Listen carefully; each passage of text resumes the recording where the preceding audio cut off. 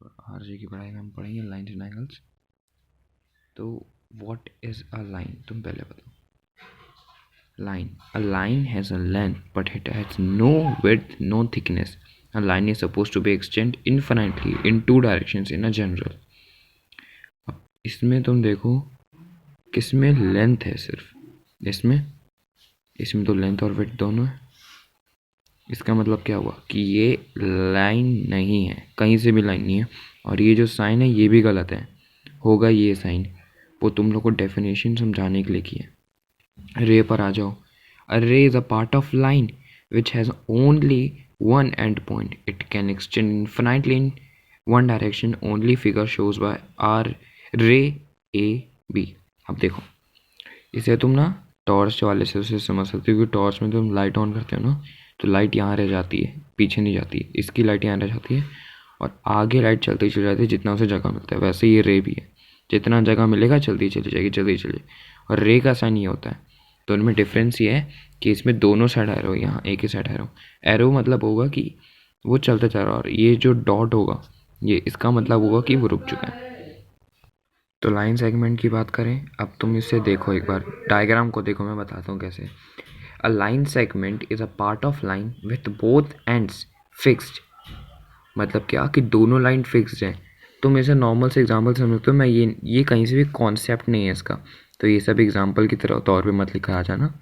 तुम ये देखो, एक गाड़ी चली यहाँ से और यहाँ रुक गई, क्योंकि हमें पता है दोनों के बीच का डिस्टेंस कितना है, मतलब ये लाइन सेगमेंट। तुम जैसे अगर तुम इस पर आ जाओ, तुम इसे देखोगे तो हमें नहीं पता कि इसका कितना सेंटीमीटर है, ना ही इसका पता है कितना सेंटीमीटर है। क्यों? क्योंकि ये चलता चला जा रहा है, ये दोनों में फैलता चला जा रहा है, ये एक साइड से चलता जा रहा है।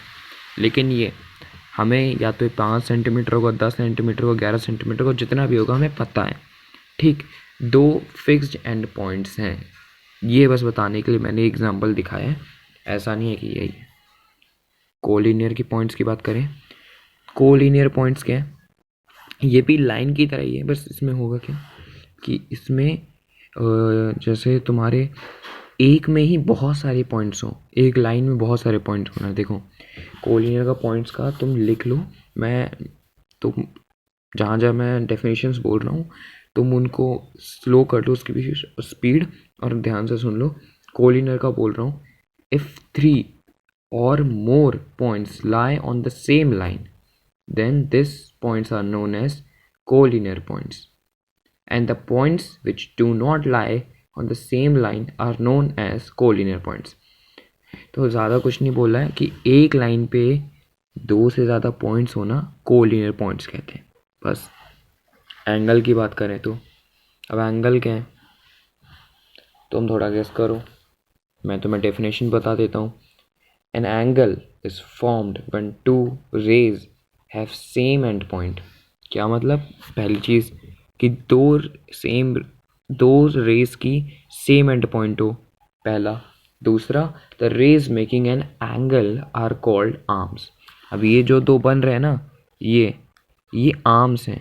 रुको मैं तुम्हें एग्जांपल से दिखा देता हूँ आर्म्स किस हिसाब से। ये तुम एक इंसान का स्टिक मैन सोच लो, जो स्टिक मैन ऐसे करके तुम देखते होगे, तो उसके दो हाथ होते हैं ना, जिन्हें तुम आर्म्स भी बोलते हो, तो बस वही है आर्म्स, वही मतलब ये दो उसके हाथ हैं, समझ लो। एक इंसान है जिसके दो ये हाथ है, तो आर्म्स बोलेंगे हम, यहाँ से कनेक्शन है, ठीक है। इसे तुम वर्टेक्स बोलोगे, ठीक। ये दो आर्म्स हैं। अब ध्यान से सुनना आगे का। The rays making an angle are called arms of the angle and the end point, and the end point is called vertex. इन दोनों का एंड पॉइंट क्या है? ये है, वर्टेक्स है, ठीक है, of the angle in the figure OA and OB have their end points at O, those AOB is angle। अब इसमें देखो डायग्राम रे OA में और रे OB में, जैसे ये है रे AO में और रे BO में, क्या है इनका एंड पॉइंट क्या है? दोनों का सेम है O, तो हम क्या बोलेंगे? ये जो AOB है एंगल AOB है, हम इसे एंगल बोलेंगे। काइंड्स ऑफ एंगल्स की बात करते हैं। काइंड्स ऑफ एंगल्स में तुम देख लो 50 डिग्री है, पहला आता है एक्यूट एंगल। एक्यूट एंगल है, ठीक। अब इसमें देखो कि एक्यूट एंगल में जो तुम्हारा पहला 50 है, 90 है, 130 है। अब सही क्या है? सही इनमें से यही दो हैं, लास्ट वाला गलत है। क्यों? क्योंकि एक्यूट एंगल जो होता है वो होता है 1 से लेकर 90 तक, जो 90 डिग्री तक आता हो। ठीक है, 1 से लेकर 90 डिग्री तक तुम कोई भी उठा लो वो सही होगा, लेकिन अगर 90 के ऊपर आ गया तो समझो वो गलत है। अब राइट एंगल की बात करते हैं। राइट एंगल तुमको राइट एंगल बस 90 डिग्री को बोलते हैं, इतना ध्यान रखना कि राइट एंगल किसे बोलते हैं, 90 डिग्री को। ठीक।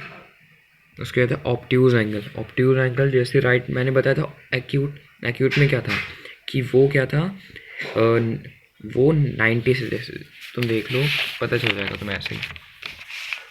जैसे ये था, ये 1 से लेकर 90 तक का, 50 था, 90 था, तो ये सही है। ठीक है, तो वहीं पर ये जो है ऑब्ट्यूज एंगल जो है वो कहता है कि जो 90 से 180 के बीच में आते हैं, 90 से 180 तक को हम ऑब्ट्यूज एंगल कहते हैं। ठीक। अब तुम मुझे बताओ स्ट्रेट एंगल किसे कहते हैं? स्ट्रेट से पहले तुम एंगल छोड़ो, लाइन समझ लो, स्ट्रेट लाइन लिखा है तो स्ट्रेट लाइन, इसको भी मत देखो। चलो, अब लाइन दिख रही है, सिर्फ लाइन दिख रही है ना? वैसे मैं एरो लगाना भूल गया, वरना एरो होती है। ठीक। तो तो स्ट्रेट लाइन क्या होता है, पूरा 180, पूरा का पूरा 180, ख़त्म यही नहीं होता एंगल। अब आता है रिफ्लेक्स एंगल। अब रिफ्लेक्स एंगल है 180 टू 360। 180 टू 360 मतलब अब 180 से लेकर 360 के बीच में जितने एंगल्स होंगे वो रिफ्लेक्स एंगल होंगे। अब पढ़ते हैं एडजेसेंट एंगल। एडजेसेंट एंगल क्या है? अभी गेस करो, बताता हूँ। चलो लिखो जल्दी से। Two angles are said to be adjacent angles if they have common vertex. वही वाला आ गया। एंगल और एडजेसेंट एंगल में फ़र्क क्या हुआ? कॉमन आर्म, कॉमन वर्टेक्स मतलब a common vertex, common arm and non common arm. अब इसमें नॉन कॉमन आर्म भी है, are the opposite sides of common arm. देखो, इन दोनों के ऑपोजिट साइड्स में ये एक आ रहा है आर्म, ये कॉमन आर्म है और ये नॉन कॉमन आर्म है। ठीक है, okay. The following figure shows two adjacent angles, angle A O B, angle A O B और angle B O C, as they have common vertex O. तो O B क्या हो गया तुम्हारा? O B एक कॉमन आर्म और O ए हो गया नॉन कॉमन आर्म। ठीक है, ये पता चल गया। तो इन सब चीज़ों से तुम एडजेसेंट एंगल का पता लगा सकते हो। एडजेसेंट एंगल कुछ ऐसा दिखता है, तुम ये जान लो, angle A O B plus angle B O C क्या होगा? एंगल ए ओ सी, मतलब ये वाला। ठीक है, अब वर्टिकली ऑपोजिट एंगल में आते हैं।